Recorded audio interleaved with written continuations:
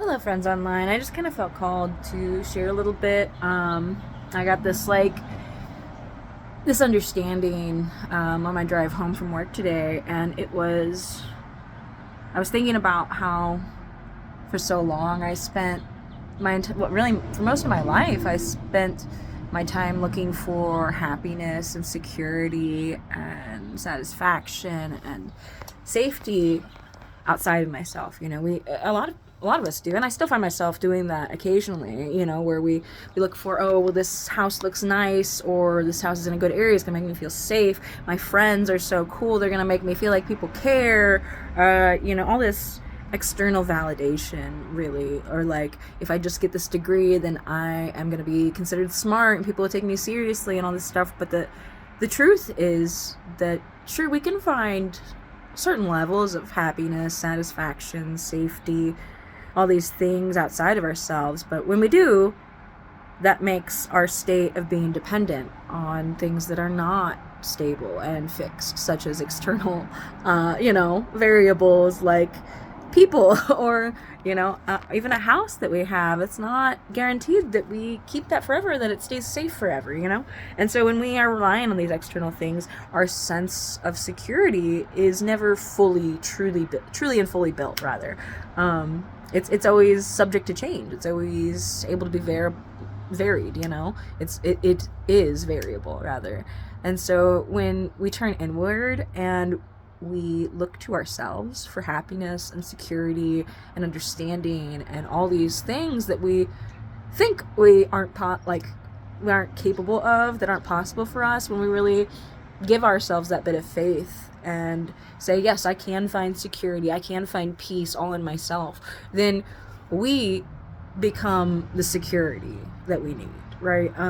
When our happiness comes from within, when our understandings and our patience and our gratitude and our compassion, when these come from within, when our sense of self comes from within, then rather than being caught in the ebb and flow of what comes and goes outside of us, we remain that fixed point in reality, and reality moves around us, but we stay the same. And so it's really hard doing that. I'm just kind of getting into the beginning of putting it into practice. The last 6 months, really, it's really clicked for me. Doesn't mean I haven't been on this journey of understanding myself for my entire fucking life, but I really was stuck on this subconscious belief that I didn't have the answers inside me, that I had to find them elsewhere. Now, I did think that I could find them. I have always felt that I could figure out the answer to just about anything if I really cared enough. But only recently have I realized that, sure, there's all the ancient and hermetic wisdom and all of this stuff, and it's a great tool, absolutely. I'm not saying ignore it all or disregard it, just like I'm not saying, don't go to therapy. I went to therapy I'm still in therapy, and I've been going for 5 years, and I plan on going as long as I'm able to, as long as it's more helpful than hurtful, obviously, right? But yeah, I was operating under this false belief that I couldn't find forgiveness for myself in myself. I couldn't find peace in myself. I couldn't find wisdom or knowledge in myself. And that's all a lie. It's all an illusion. It's not real. It's not true. I'm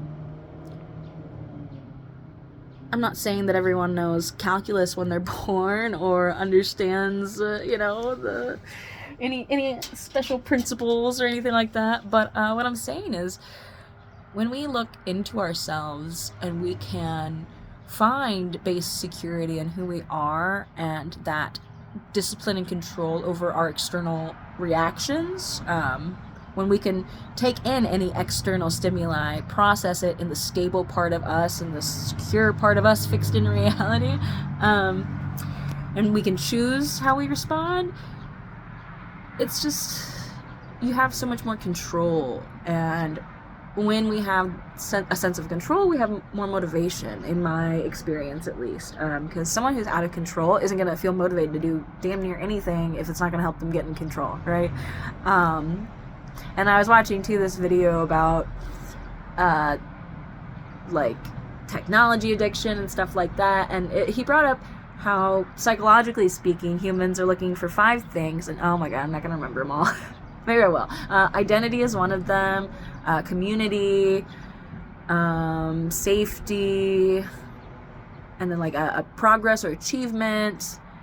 I think it was one of them, and something else too. But like, when we look for all those things outside of ourselves rather than inside of ourselves, it makes us unstable, or it makes our stability temporary at best. But permanent stability comes from within, and even still, that's not going to be all the time or always, you know. But I think it's something to work towards, you know. And so I just kind of felt sure to call a little bit of that. I know I digressed and rambled. But would it really be a random rant without some random rambling? But yeah. So if you're feeling lost or confused and you find yourself absorbing knowledge and details and all that, I ask you just... Something's not working, right? If you're still feeling lost and you're getting all this information, so try something new. Take a step back and pause. Stop thinking about the details and all the little bits and pieces, and take a couple steps back to look at the bigger picture. And maybe you'll be able to see a pattern of your own behavior and see one of your own shortcomings. And instead of feeling ashamed and trying to ignore it and wish it were something else, try accepting it instead and being like, yes, this is where I fall short. And that's okay, because I'm still awesome in other ways and I still deserve love and compassion from myself. And watch how much easier it gets to change that bit. And I'm honestly living proof. And not that I'm fucking perfect or have it all figured out or even live the best life, you know. But God, it's just crazy how much easier it has been to not only change but sustain it. When I can not feel shame over my mistakes, and when I can know that I'm gonna do the best I can with what I have, and even if it's not the right answer, I have it in me to figure out if it's wrong and where to find the right answer. And so there's just something to be said about a sense of security in yourself, that no matter where you're at or who you're around or what's going on, that you're still you and you're still going to behave the same way. And I cannot say that I've always been that, but that is my goal for myself. I want to be me, regardless of anything else around. Even if there's nothing around. And even if there's everything around. But yeah. So I think that's it. Just, you know, if you're tired of being pushed around by cause and effect all the time, feeling out of control, like life happens to you, I gently urge you to just take another look. Look at it again. You can choose to think thoughts. And I know it's really hard when we have intrusive thoughts or repetitive, ruminating behaviors in our mind. That is really hard to get out of. And it's not going to be a one and done thing. It's going to be a slow progression over time of, hey, I've been sitting here crying for an hour. Maybe I should distract myself with something. Maybe it looks like TV, and maybe that's your first coping skill and it's all you have. It's not great, but sometimes watching an episode of like BoJack Horseman is better than sitting there crying and feeling like the world hates you, right? And so then maybe the next time you catch yourself and you think, oh, I just want to watch BoJack now, and you're like, well, you know, maybe instead of crying and instead of BoJack, maybe I can go for a walk instead, because that's going to get endorphins pumping in my blood. And, you know, it's slowly but surely, and it just takes that willingness to keep trying to be aware, to keep trying to look for the stuff that you've missed. Because we've all missed one thing or another in life, and to be perfectly honest, there's proof of how much the subconscious takes in that the conscious mind doesn't comprehend. And so, yeah. I've found the best advice for myself when I'm stuck and I can't see the way out is to look again. Look differently. Walk around it. Look at it upside down. Try looking through it. You know? Just keep looking until you see something different. And we will see something different eventually if we keep trying.